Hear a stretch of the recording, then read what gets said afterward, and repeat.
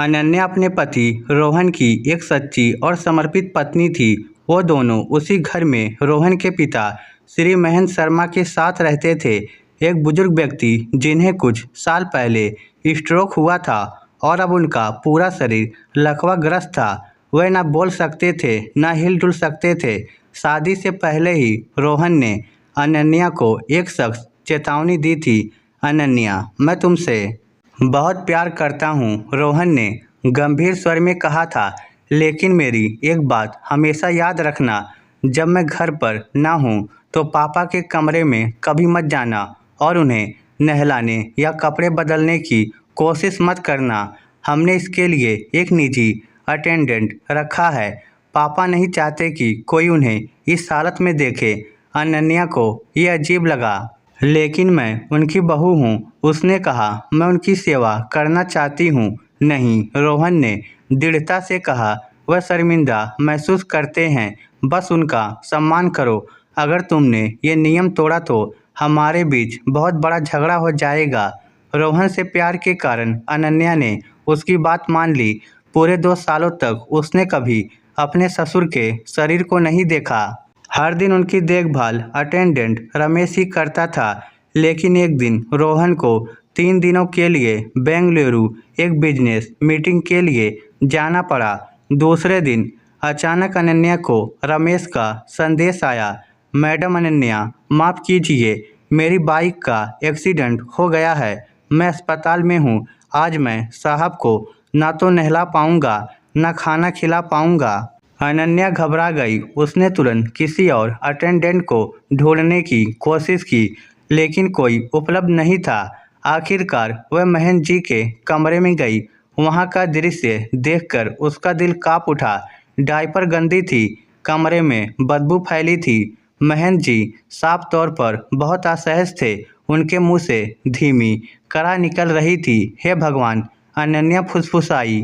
मैं उन्हें इस हालत में रोहन के लौटने तक नहीं छोड़ सकती, चाहे रोहन मुझसे नाराज ही क्यों ना हो जाए। ये उनके पिता हैं, मुझे उन्हें साफ करना होगा।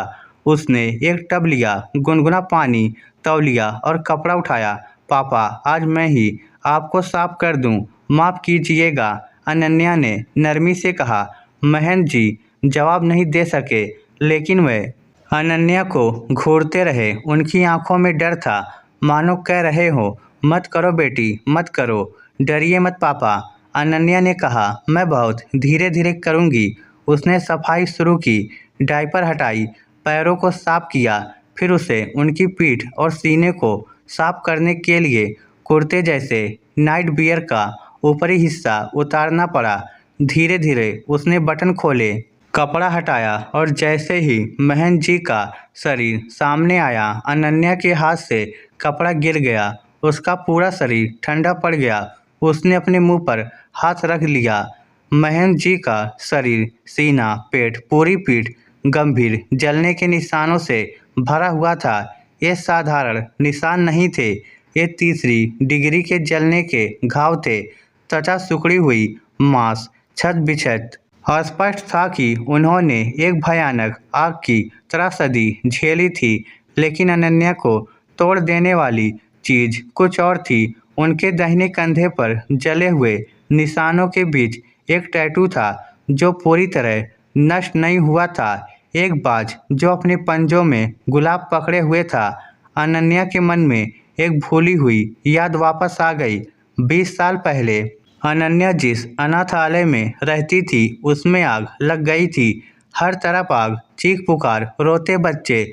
छोटी अनन्या एक कमरे में फंस गई थी। बचाओ, कोई है, वह चिल्ला रही थी। अचानक एक आदमी अंदर आया। वह उसे नहीं जानती थी। उस आदमी ने उसे गोद में उठाया, एक गीले कंबल में लपेटा और सीने से लगा लिया। मुझे कसकर पकड़ो बच्ची, वह चिल्लाया। छत से आग गिर रही थी। वह आदमी अपनी पीठ से सारी आग सहता रहा ताकि बच्ची सुरक्षित रहे।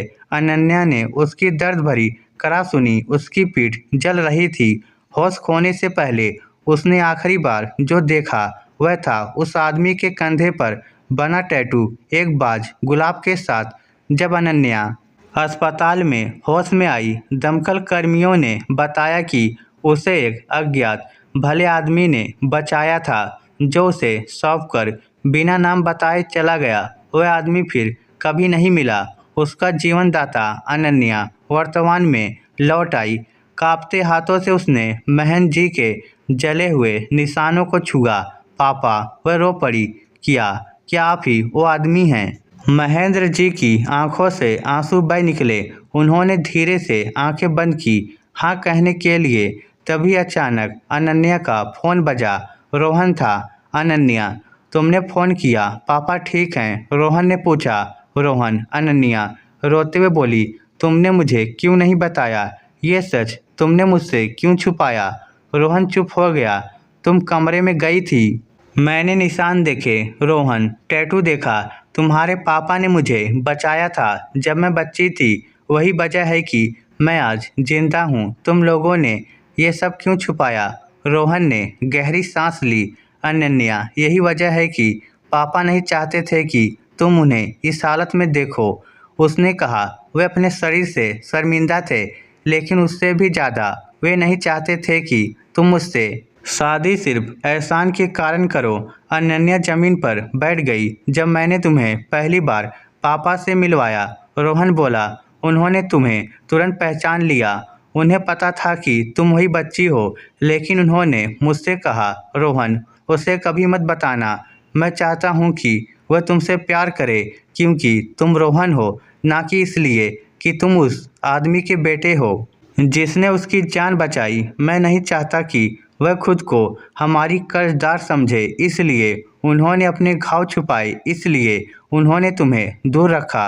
वे चाहते थे कि तुम अपने अतीत से मुक्त रहो। अनन्या फूट फूट कर रो पड़ी। जिस आदमी को वह कठोर और दूरी बनाने वाला समझती थी, वही आदमी उसकी आज़ादी और जिंदगी की कीमत अपनी त्वचा से चुका चुका था। उसने फ़ोन रख दिया। वह महेंद्र जी के बिस्तर के पास घुटनों पर बैठ गई, उन्हें गले लगाया, अपने ससुर को, अपने रक्षक को। पापा, उसने फुसफुसाते हुए उनके कंधे के घाव को चूमा। मैं रोहन से दिल से प्यार करती हूँ, और आपसे भी। किसी एहसान की वजह से नहीं, बल्कि इसलिए कि आप सबसे अच्छे इंसान हैं जिन्हें मैंने जाना है। महेंद्र जी की आंखें खुली। स्ट्रोक के बाद पहली बार उनके होठों पर हल्की मुस्कान आई। जब रोहन घर लौटा, उसने अनन्या को अपने पिता के बिस्तर के पास बैठा अखबार पढ़ते देखा। महेंद्र जी साफ थे, सुगंधित, और चेहरे पर शांति थी। अब कोई मनाही नहीं रही। सच ने उनके परिवार को और मजबूत बना दिया। अनन्या ने महेंद्र जी की आखिरी सांस तक सेवा की, एक बहू के फर्ज के रूप में नहीं, बल्कि उस नायक के प्रति श्रद्धांजलि के रूप में जिसने उसे दूसरी जिंदगी दी थी। इस स्टोरी को लेकर आपकी क्या राय है? नीचे कमेंट करके हमें ज़रूर बताइएगा। धन्यवाद।